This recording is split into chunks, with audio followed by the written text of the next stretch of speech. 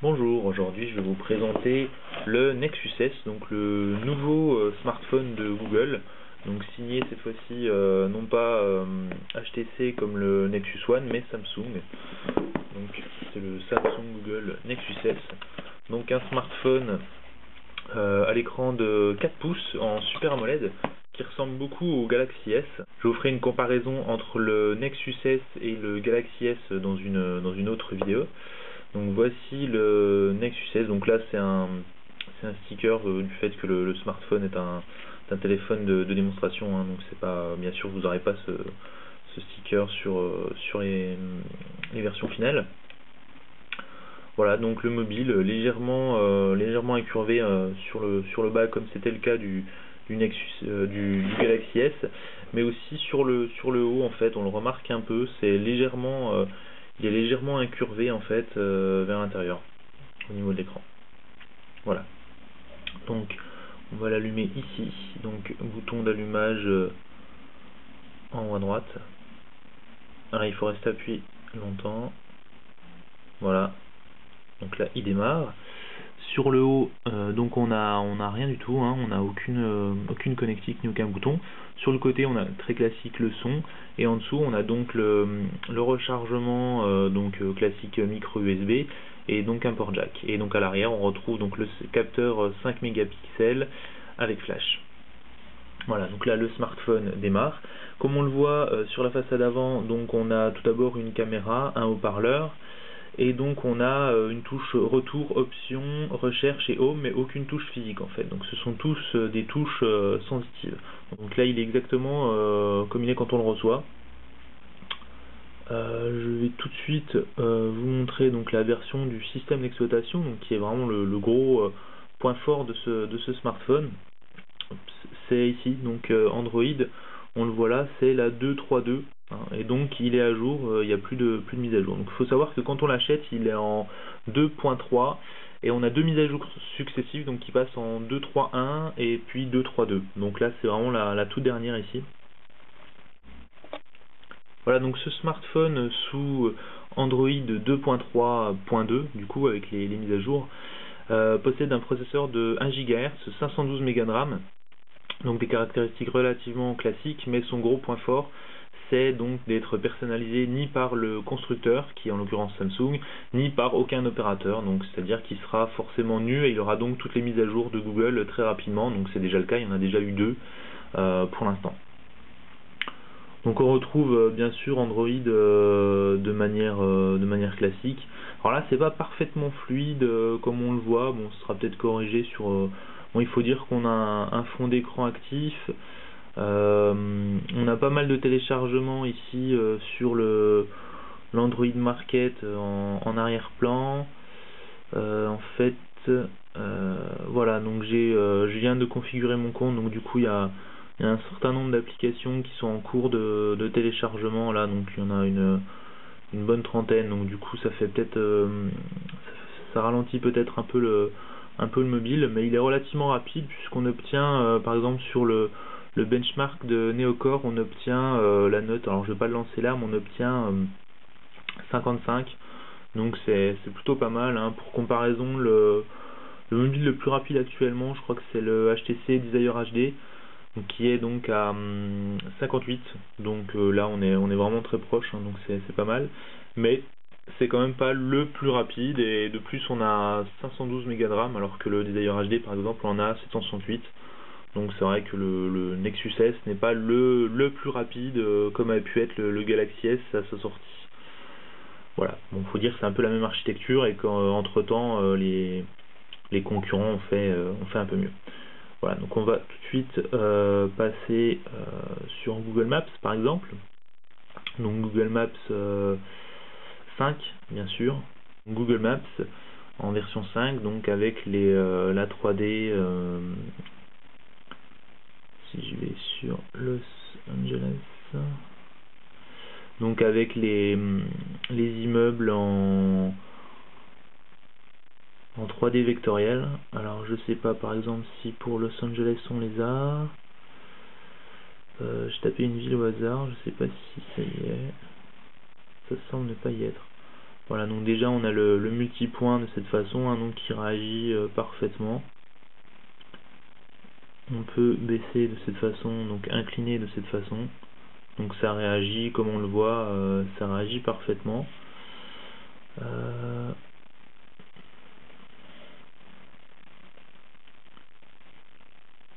là, je sais pas si on a la 3D à New York.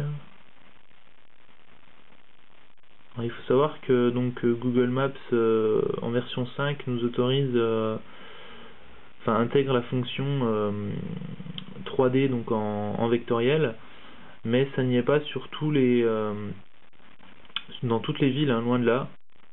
Ah voilà, donc en fait il fallait un peu zoomer pour l'avoir, ça y est pas dans toutes les villes, loin de là, donc du coup il faut un peu chercher les villes, donc en France il y en a que 2-3, et Paris n'y est même pas, hein, donc c'est vraiment pour dire que toutes les villes n'y sont pas. Voilà, donc là comme on le voit ça répond vraiment parfaitement, hein, c'est vraiment... on voit ici qu'on bascule sans problème, on peut se promener, donc on voit que ça charge très rapidement aussi. Donc c'est vraiment très agréable au niveau du GPS. Par contre il faut pas dézoomer trop. Oups. Alors là j'ai cliqué sans faire exprès sur le bouton Home. Bon, c'est un peu l'inconvénient d'avoir un bouton tactile, c'est que du coup entre le bouton Zoom et Home, c'est vraiment très proche, hein. Donc c'est vrai que c'est un peu dommage à ce niveau-là. Donc voilà une première vision de Google Maps, hein. Donc ça fonctionne vraiment bien. Au niveau du fixe GPS, donc je l'ai pas dit, mais on va retourner dans Google Maps. Donc c'est un des défauts du Galaxy S, donc ça a été ici corrigé pour le Nexus S, puisque là on est en intérieur, et donc il m'a localisé immédiatement et à quelques mètres près d'où je suis, hein. Voilà, donc moi je suis exactement au croisement ici, et donc il m'a localisé à 3-4 mètres là où je suis, donc c'est vraiment pas mal à ce niveau-là. On a bien sûr divers infos comme le satellite, donc on le voit tout charge bien, il y a vraiment rien qui rame, hein, ça marche sans problème. On a bien sûr, comme toutes les autres versions de Google Maps, les infos en surimpression, le Street View, donc là encore ça fonctionne parfaitement, hein. On peut même mettre le mode boussole, donc là comme on le voit, ça nous montre là où on tourne en fait, hein. Donc par exemple Gmail, donc qui est là aussi en dernière version, donc rien à dire sur Gmail, hein, comme on le voit ça défile relativement rapidement. Et donc si je navigue dans les mails, donc là c'est vraiment du classique, rien de spécial comparé à un autre smartphone, donc sous Android 2.2. Ici la 2.3 pardon, n'apporte rien de spécial ici. Quelque chose de particulier par exemple à la version 2.3, c'est cette application en fait téléchargement qui regroupe en fait tous les téléchargements qui ont été faits non pas sur l'Android Market, puisque là j'en ai déjà eu quelques-uns et ils sont pas, donc ça regroupe principalement les téléchargements qui ont été faits depuis le navigateur. Donc le navigateur, on va justement y aller. Voilà, donc ça nous permet en même temps de voir la rapidité du clavier, hein. Donc c'est un peu plus rapide que sur le Galaxy S par exemple. Le clavier apparaît plus vite et semble plus réactif.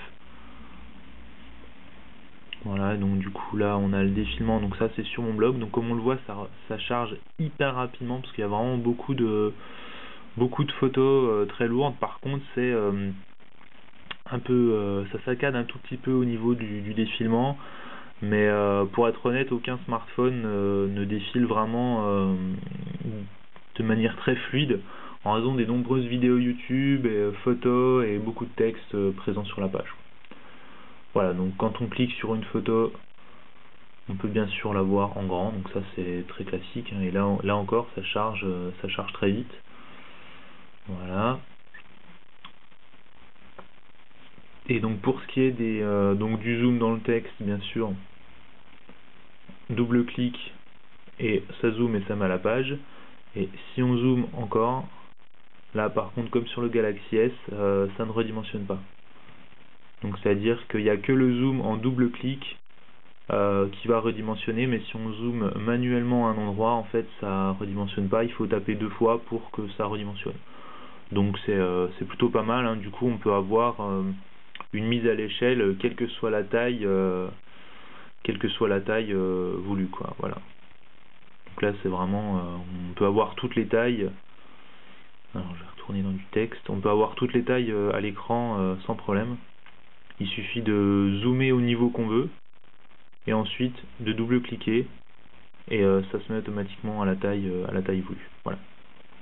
Donc ça c'est plutôt pas mal. Maintenant on va passer aux vidéos. Donc comme on le voit, les vidéos elles sont noires elles sont noires ou blanches quand c'est pas encore chargé, et quand on reste dessus, elle se charge, la première image se charge. Ensuite un clic supplémentaire, ça lit dans le navigateur, donc c'est assez fluide, et un clic encore en plus et on peut l'ouvrir avec YouTube. Donc du coup là voilà, j'accepte parce que c'est la première fois que je lance YouTube, et du coup là on l'a vraiment en plein écran de manière optimisée pour le mobile. Donc ça va nous permettre en même temps de voir un peu la qualité d'image de l'écran. Donc on ne le voit pas forcément là, mais les noirs sont vraiment très sombres. Donc ça c'est l'écran Super AMOLED qui permet ça, hein. Donc ça c'est comme le Galaxy S, c'est vraiment un écran excellent à ce niveau-là. On a des couleurs qui sont pas mal, qui sont bien contrastées. Pas forcément très fidèle sur les photos, mais on va voir ça plus tard. Et sinon, donc on a entendu rapidement, donc là il y avait le son, donc qui est plutôt pas mal, mais ça reste dans la moyenne des smartphones, donc c'est-à-dire que même le son très haut vous permettra pas d'écouter avec une très grande qualité, mais c'est assez habituel pour les smartphones, donc rien de neuf de ce côté-là. Donc je vous en ai parlé, on va tout de suite tester le mode photo. Ici. Voilà, donc comme on le voit, c'est assez fidèle en fait. Enfin, ça se voit pas forcément ici, mais les couleurs sont très fidèles. C'est vraiment exactement ce qu'on a en face. Là, je vais prendre la boîte. Voilà. Voilà, donc là on a une mise au point qui se fait automatiquement. À noter qu'on peut pas faire la mise au point juste en pointant sur l'écran. Donc contrairement à d'autres androphones, si je clique sur un coin par exemple, ça va pas forcément faire la mise au point dessus, ça va faire la mise au point au centre ou en moyenne, quoi. Alors contrairement au Galaxy S, on a donc un flash. Donc ça c'est vraiment pas mal parce que c'est un des gros défauts du Galaxy S. Voilà, on va tout de suite regarder les photos qui sont produites. Alors par contre les photos, elles sont très floues le temps que l'appareil calcule les détails, et après elles deviennent plus nettes. Donc ça c'est un petit défaut, hein, parce que bon, ça fait pas très c'est pas très beau à voir en fait. Voilà, et donc là on voit quand il fait sombre et qu'on met pas le flash, bon c'est assez bruité, on a des taches un peu partout. Et par contre dès qu'on a le flash, bien sûr c'est beaucoup mieux. Donc ça c'est le gros avantage de ce Nexus S comparé au Galaxy S, en plus du fait d'être libre de toute personnalisation opérateur ou constructeur, c'est le flash. Voilà, donc il y a une autre nouveauté dans ce smartphone, bien sûr, c'est la puce NFC, hein. Donc on le voit dans les paramètres sans fil réseau. On peut l'activer ou la désactiver, mais donc pour l'instant c'est assez inutile puisque c'est pas encore utilisé, mais donc ça devrait venir prochainement. Alors là ici on a un message d'erreur, c'est assez rare, mais ça arrive finalement de temps en temps. On a des applications qui skillent, que ce soit le market ou la galerie ou d'autres choses. On a donc des applications qui skillent. Je pense que ce sera corrigé assez prochainement par Google. Ça devrait être corrigé dans les jours ou semaines qui viennent, comme d'autres bugs qui sont encore en cours et qui n'ont pas encore été corrigés. Il y a autre chose que je voulais aborder, c'est au niveau de l'appareil photo. Donc quand on passe en mode vidéo, en fait on n'a pas de mode d'enregistrement en HD, donc c'est à dire qu'on contrôle la qualité, qu'elle soit élevée, faible, enfin on a 4 niveaux en fait, donc élevé, faible, MMS et YouTube. Donc ils sont pas forcément dans l'ordre d'ailleurs, parce que la qualité YouTube doit être meilleure que celle pour MMS, enfin bref. Mais en fait on n'a pas la possibilité de voir à quelle résolution on filme ou autre. Donc ça c'est un peu dommage parce que du coup même dans les paramètres ici on a des effets de couleurs ou autres, mais on n'a pas, et y compris dans les paramètres là, on n'a pas en fait de paramètres avancés quant à la résolution, donc on ne sait pas si on filme en 800 par 480 ou en 1280 par 720, en fait on ne sait pas vraiment. Et un autre défaut en fait c'est que on n'a pas de mise au point pendant la vidéo, donc c'est à dire qu'on fait la mise au point une fois et ensuite en fait on a beau s'éloigner ou se rapprocher, en fait on n'a pas de mise au point qui se refait, qui se fait à nouveau derrière, alors que sur d'autres smartphones en fait en se rapprochant, donc du coup on appuie la mise au point, en un clic ça recalcule la mise au point et du coup tout devient net. Donc c'est vrai qu'on n'a pas d'autofocus et on n'a pas la possibilité de faire le focus manuel, donc du coup la vidéo on fait la mise au point quand on déclenche, et si ensuite on se rapproche ou on s'éloigne, bah, ça va devenir flou parce que la mise au point n'est plus bonne. Donc ça c'est vrai que c'est un défaut. Et donc en plus du fait de ne pas pouvoir paramétrer donc en détail la résolution comme on le voit là, on n'a vraiment pas beaucoup de paramètres pour la qualité vidéo. Mais ça c'est des défauts software donc qui pourraient être corrigés via des mises à jour d'Android, donc ça pourrait venir prochainement. J'ai pas encore testé l'autonomie de l'appareil, mais je pense que j'indiquerai mes observations sur le blog, hein, donc sur bizus.fr. Je pense que j'en parlerai dans un article. Donc, au niveau du browsing dans les photos, donc je l'ai pas encore montré. Donc là ça ressemble aussi pas mal à ce qu'on peut retrouver sur le Galaxy S ou la Galaxy Tab par exemple, ou d'autres smartphones dont la galerie n'a pas été modifiée en fait, hein. Donc on a une petite vue un peu en mode 3D en fait, où on voit un petit peu sur le côté. Hop. Voilà, donc ça c'est le film qu'on a enregistré tout à l'heure. Donc assez peu d'intérêt. Et en fait on voit que on enregistre par défaut en 3GP. Et là la résolution n'est pas donnée non plus. Donc en fait on ne sait pas en quelle résolution on enregistre. Voilà, et ça c'est des photos qui ont été faites tout à l'heure avec le smartphone. Donc on voit que à en gros 1 mètre d'un écran, on n'a pas une définition suffisamment bonne pour pouvoir lire quoi que ce soit en fait.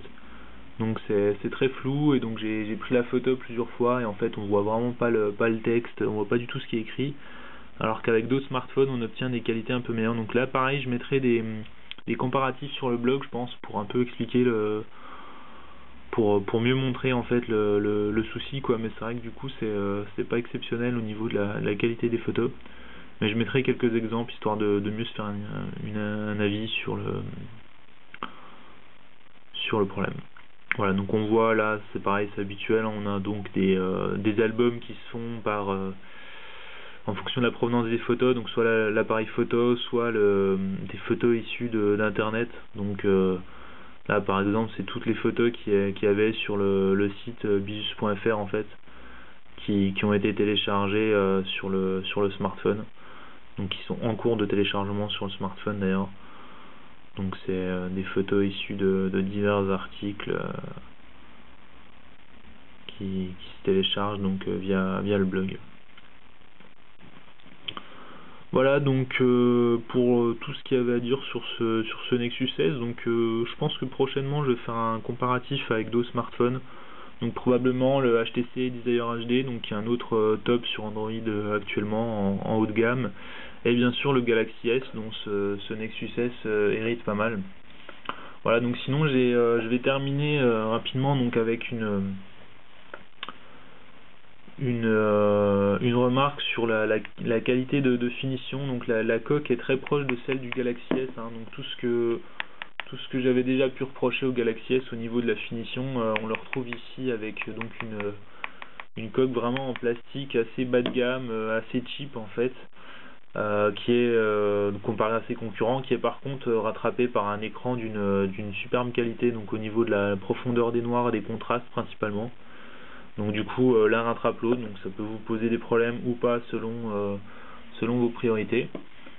Et enfin, sachez que pour l'instant le Nexus 16 pardon, on ne le trouve pas en France, donc il faudra se procurer un adaptateur. Donc moi je l'ai commandé donc en Angleterre, et j'ai reçu cet adaptateur en plus pour pouvoir le brancher sur diverses prises. Donc on retrouve dans la boîte donc un CD d'installation qui ne doit pas servir à grand chose, un câble classique donc micro USB,